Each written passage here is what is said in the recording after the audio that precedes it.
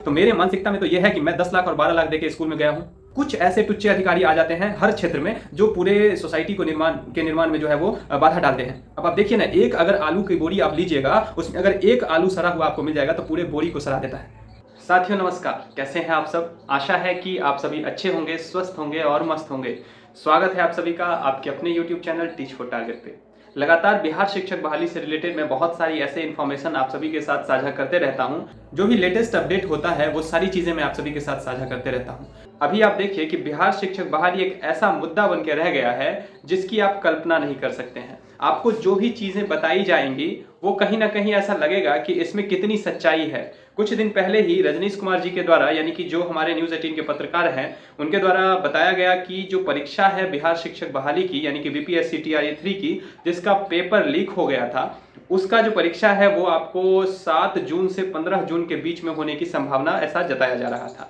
लेकिन अब उसके एक दिन बाद या 2 दिन बाद फिर से ऐसा सामने में आया, जो उनका ही एक ट्विटर आईडी से ट्वीट किया गया कि जो परीक्षा है, उन्होंने जो बताया कि सूत्रों के हवाले से जो खबर मिली उनको, उसमें उन्होंने बताया कि जो लगभग 25 जून ऐसा एक्सपेक्टेशन बताया जा रहा है कि 25 जून से आपका बीपीएससी टीआरई 3 की परीक्षा ली जाएगी। अब आप इस बात को समझिए कि जो परीक्षा जिसका पेपर लीक हो चुका था, उसका जो भी मुद्दा है वो अभी तक क्लियर नहीं हुआ है और आगामी परीक्षा भी उसी आयोग को दिया जाएगा। तो क्या उस आयोग पे भरोसा किया जा सकता है?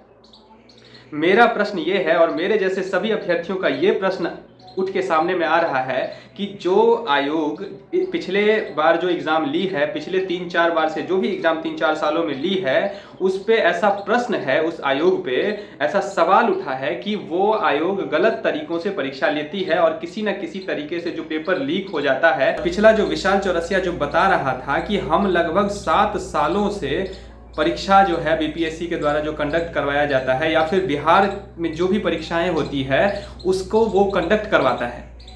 अब आप समझिए, ऐसे चोर को अगर कोई चीज दे दीजिएगा आप, जो खुद चोरी करता है, और उससे आप एक्सपेक्ट कीजिएगा कि नहीं, यहां से मेरा सामान सुरक्षित है। अब आप बताइए कि बीपीएससी पर अभी सवाल है, अभी वो सवाल के घेरे में है और उसी आयोग को फिर से बिहार शिक्षक बहाली, यानी कि जो शिक्षक का जो परीक्षा है, उसी आयोग के हाथ में दे दी जाए। ये कहां तक न्याय है, आप बताइए हमको। क्योंकि अब एक प्रश्न ये है कि जो खुद इतने दिनों से इस तरह से एग्जामिनेशन लिया है और ये चीजें उठ के सामने में आ रही है, तो फिर हम उसी आयोग को क्यों दें? कोई अलग आयोग बनाइए जो शिक्षक का ही सिर्फ परीक्षा ले और उस एक सही तरीके से, सही रणनीति से परीक्षा ले और पेपर लीक की कोई संभावना जो है वो ना हो, अभ्यर्थियों को एक सेटिस्फेक्शन मिले। यहाँ पे अभ्यर्थी के मन में इस बात का संशय अभी भी बना हुआ है कि क्या जो परीक्षा होगा, बिहार शिक्षक बहाली की जो परीक्षा ली जाएगी, क्या उसमें फिर से पेपर लीक होगा कि नहीं होगा। सभी अभ्यर्थियों के मन में इस बात का प्रश्न है। अब देखिए, एक पेपर लीक हुआ, 3-4 महीना 5 महीना तो चला गया उसका, अब फिर से वो एग्जाम देगा। अब क्या पता फिर से अगर पेपर लीक हो गया तब तो समझिए उसका पूरा साल बर्बाद, एज खत्म, जिसका लास्ट एज चल रहा है उसका तो एज भी खत्म हो जाएगा, ना ही एज बढ़ाएंगे ये लोग। तो बहुत सारी प्रश्न उठती है।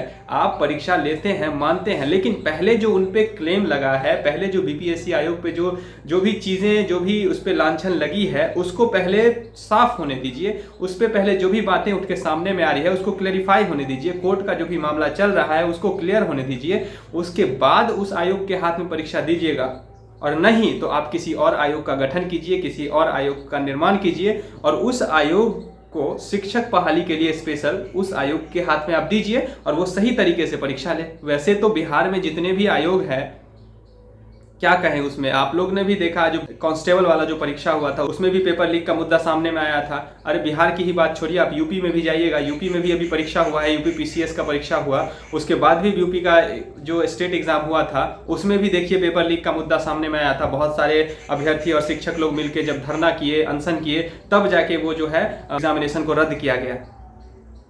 तो ये बहुत मुद्दा है। लेकिन अब मेरे कहने का मतलब यह है कि जो भी परीक्षाएं आप लेते हैं उस परीक्षा को एक सही तरीके से लीजिए, एक इस तरह से आयोग का निर्माण कीजिए कि जो पेपर लीक का जो मुद्दा सामने में आता है वो नहीं आए। इससे आप ही समझिए ना, इससे मात्र कुछ ऐसे टुच्चे लोग होते हैं जिसको फायदा होता है, ना ही इससे आयोग का कोई फायदा होगा। क्योंकि आयोग में सभी अधिकारी भ्रष्ट नहीं होते हैं, कुछ ऐसे टुच्चे अधिकारी आ जाते हैं हर क्षेत्र में जो पूरे सोसाइटी को निर्माण में जो है वो बाधा डालते हैं। अब आप देखिए ना, एक अगर आलू की बोरी आप लीजिएगा, उसमें अगर एक आलू सड़ा हुआ आपको मिल जाएगा तो पूरे बोरी को सड़ा देता है। ये चीज़ यहीं पे लागू होता है। अब यहाँ पे मतलब यूपी में भी जो परीक्षा हुआ, बिहार में जो परीक्षा हो रहा है, जहाँ भी किसी भी राज्य में देख रहे हैं कि जो भी परीक्षा हो रहा है उसका पेपर लीक हो जाता है, तो अभ्यर्थी किस पे भरोसा करे, कहाँ जाए। आप अगर परीक्षा लेते हैं तो लीजिए, लेकिन सही तरीके से लीजिए। और आपके आयोग में अगर कोई भ्रष्ट अधिकारी है, अगर कोई भ्रष्ट नेता इसमें जो काम कर रहा है, तो उसको आप उजागर करिए, ना कि उसको दबाइए। उसको उजागर करिए, उसको जनता के सामने में लाइए कि ये बेईमान नेता है और ये बेईमान अधिकारी है। तब जाके जो है हम सही लोगों को सही दिशा में काम को आगे बढ़ा सकते हैं। एक सही शिक्षक तब जाके विद्यालय में प्रवेश करेगा, और अगर सही शिक्षक विद्यालय में नहीं प्रवेश करेगा तो उसी जैसे बेईमान बच्चे को वो निर्माण करेगा। अब समझिए ना, जो खुद मैं अगर एक शिक्षक हूं और एक शिक्षक अगर गलत तरीके से किसी स्कूल में प्रवेश करेगा, सिलेक्शन ले लेगा, तो मेरे मानसिकता में तो ये है कि मैं 10 लाख और 12 लाख दे के स्कूल में गया हूं। अगर मैं 10 लाख 12 लाख दे के स्कूल में जाऊंगा तो मैं हमेशा इस बात का दिमाग में रखूंगा और उसी चीज़ों पे मेरा जो माइंडसेट है ना, उन्हीं चीज़ों पे चलेगी। और इस बात को आप लोग समझ लीजिए, कभी भी ऐसे शिक्षक कभी भी एक अच्छे शिक्षक नहीं बन सकते हैं। वो कभी भी अच्छे तरीके से पढ़ाएंगे ही नहीं अपने स्कूल में।